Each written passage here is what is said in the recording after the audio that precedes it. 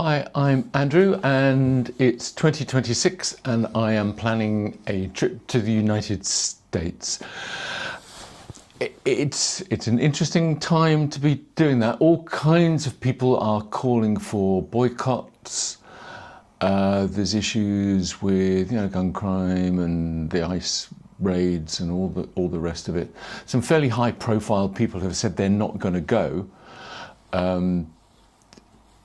And there was a lot of publicity. There's a guy called Giles Coren, who was interviewed a couple of weeks ago, saying he's cancelled his family holiday to the States because principally his children's anxiety, but he became anxious about that as well. We're in a situation where they've got these half-trained ICE agents roaming liberal cities, shooting innocent people in the head while they're lying on the ground. And I thought, frankly, I've done a couple £100 in taxes, but otherwise it's just air miles. I've got a hotel I can cancel. Let's just not go. Let's just go to Northumberland and walk along Hadrian's Wall in the rain, and at least nobody's going to die.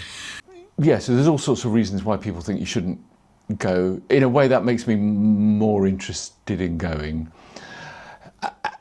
And the anxiety, I'm assuming, I think is it 318 million people live in the States. So this idea that, the whole of America is dangerous. To me, I think it's a bit like Donald Trump saying London is on the verge of becoming under Sharia law. I look at London, where you have a terrible mayor, terrible mayor. And it's been so changed. Now they want to go to Sharia law. I don't know. I think there are people in the States who are genuinely apprehensive about what if I go to London? Am I going to be subject to some kind of religious fundamentalism? So to my mind, it's inflammatory. It's extremism. There's nothing to worry about, but that's the environment in which I'm planning my trip, which is very interesting. So I thought I'd talk in this one about the things that I'm going to take, particularly the technology. You may notice I've got two microphones on, not because I need two microphones, but because I'm testing my equipment. I have a DJI Pocket 3, which I'm recording on. So my theory is, if I hold that up, can you see what that is? Yeah, you can see that. Yeah, you can see that. So that's what I'm recording on. If I did, I don't know, I want to do some kind of vlog. I might possibly interview people when I'm there. So I wanted to see how two microphones works. And it's simpler than I thought. In terms of paperwork, you need your passport, obviously. I got an international driver's license. I don't know if I'm going to need it, whether my UK driving license will suffice, but we shall find out.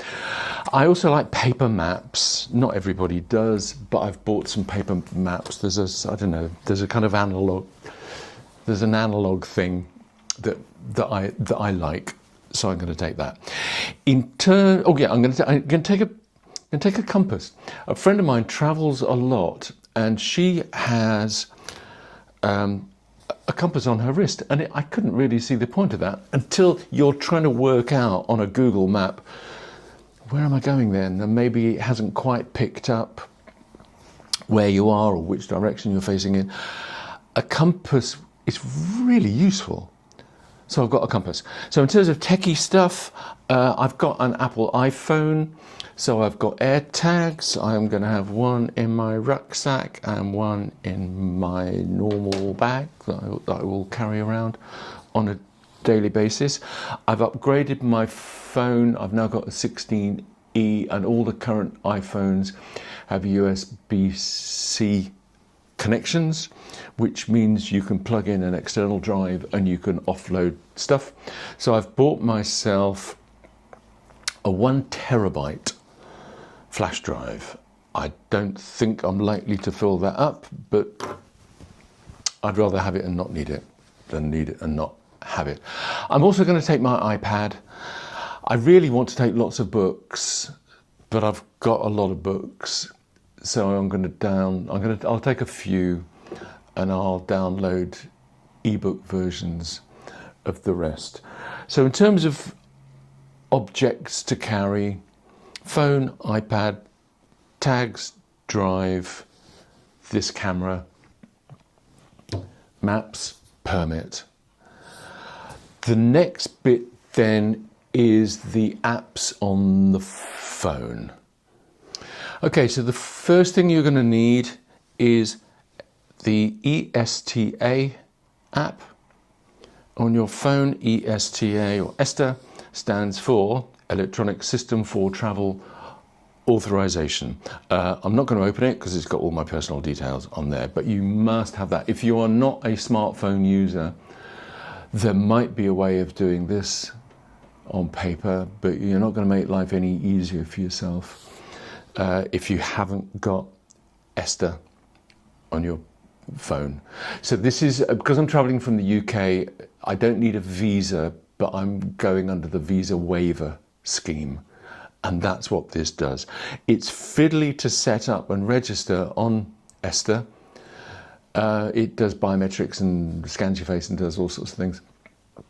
But once you've done it, once I submitted my application, it returned a response within hours. I mean, it's not sort of days or weeks. It was really, really quick. And I was accepted, so that's a good thing. I've got the Find My app there. I'm not going to click on that because it'll show you where I live. Online banking, I've got it on my phone. I've done online banking on my laptop for a long time. I hadn't done it on my phone. I may be away for a while, and I realise I've really got to be able to move money around and pay bills and whatever. So again, if you are resisting doing these things on your phone, you might want to overcome that. Google Maps, again, I've got an iPhone, so there's Apple Maps on there. There may be other ones. I think there's something called Waze that people use if you're going to be using, if you need travel guidance.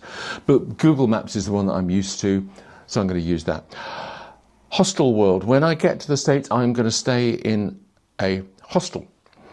And I booked it through whatever I just said this was, the hostel app, Hostel World. So that, and there are hostels all around the States. So I'm going to be in a car. A lot of the time I can just park the car. I may book into cheap motel, well, I probably will book into cheap motels, but knowing where the hostels are, that could be really useful. Now, Road Tripper. Road Tripper is a way of planning your routes, but you can also then look for places of interest, places to eat, places to stay. So there are RV parks and there are motels and things like that on there. And I've actually signed up and paid for that. So when I get that, you then get Campendium with it. And Campendium is for people doing road trips. So it's principally RV parks. So if I say, so one of the places I know I want to go is Santa Fe.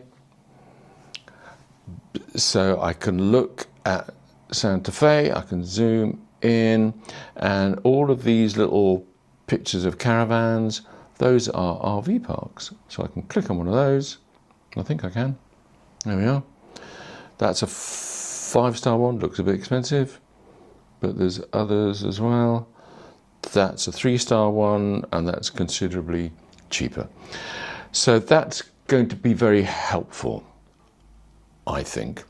Booking.com, it overlaps a lot with Road Tripper and Uber and all these other things. There's car rentals in there. So I think I may well be using it for that. Uber.